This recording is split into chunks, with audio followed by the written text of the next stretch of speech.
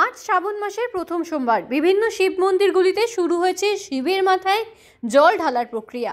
প্রতিবারের ন্যায় এবারেও সুতির আমমুহা শ্মশানঘাট কালী মন্দিরের শিবের মাথায় জল ঢালতে উপচে পড়া ভিড় ভক্তদের। মুর্শিদাবাদের বিভিন্ন প্রান্ত থেকে এমনকি শ্মশানঘাটের কালী মন্দিরে শিবের মাথায় জল ঢালতে আসেন ঝাড়খণ্ড থেকেও। পাশাপাশি ফারাক্কার বিভিন্ন গঙ্গাঘাটগুলির পাশাপাশি ফারাক্কার তালতলা গঙ্গাঘাটে জল ভরে সেই জল পুরোহিত দ্বারা সংকল্প করে পাশের রাজ্যের ঝাড়খণ্ড জেলার শিবগাদ্দি এলাকায় শিবের মাথায় জল ঢালতে যায় অনেক ভক্তগণ। বর্ষার সময় ভরা গঙ্গায় জল ভরতে আসা ভক্তদের কোনো রকম অসুবিধার সম্মুখীন যাতে না হতে হয় তার জন্য যথেষ্টভাবে তৎপরতা লক্ষ্য করা গেল শিব মন্দির কমিটি ও পুলিশ প্রশাসনকে।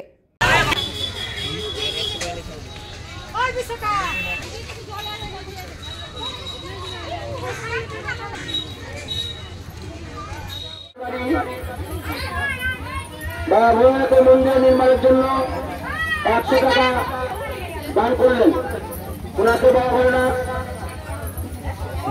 আশীর্বাদ করুন।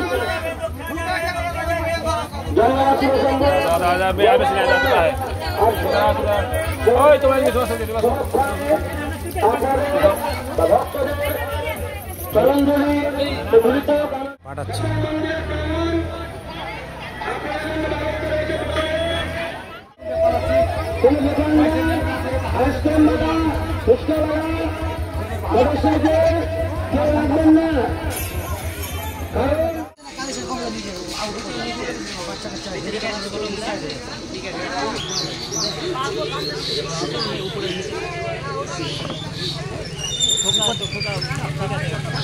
ভুলে গেছে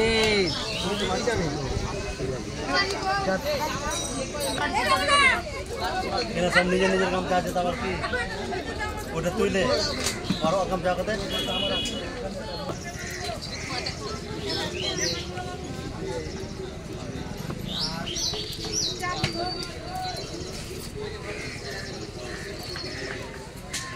শ্রাবণ মাসে যে শ্রাবণী মেলা উপলক্ষে অনুষ্ঠান করি, তাতে আমাদের প্রত্যেক সোমবার বিশেষভাবে সেবার ব্যবস্থা থাকে।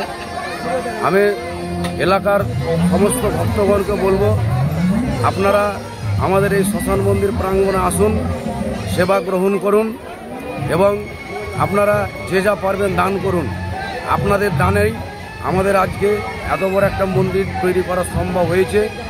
এখানে যেরকম আমরা এই মন্দির কমিটি বলেন বা গ্রামের ছেলে হিসাবেই বলেন, বিশিষ্ট ব্যক্তি শিক্ষানুরাগী আমাদের সম্মানীয় ব্যক্তি মাননীয় দীপক দাস মহাশয়কে পেয়েছি। তিনার উদ্যোগ এখানে প্রচুর, এক কথায় বলা যেতে পারে যে মানে এখানেই দীপকবাবুর অন্তর। মানে এই জায়গাটাকে যেমনভাবে দীপকবাবু দেখে আছেন আজকে প্রায় 9-10 বছর থেকে, তাতে এইসব ব্যক্তি যদি আমাদের সাথে থাকে তাহলে আমরা আগামী দিনে যে পরিকল্পনা নিয়েছি শ্মশান এই শিব মন্দিরটা তৈরি করব, তাতে আমরা নিশ্চিত যে আমরা কিনার সহযোগিতায় শিব মন্দির তৈরি করতে পারবো। আপনার নাম? আমার নাম সুসর্গ দাস, আমি এই শ্মশান মন্দিরের সেক্রেটারি।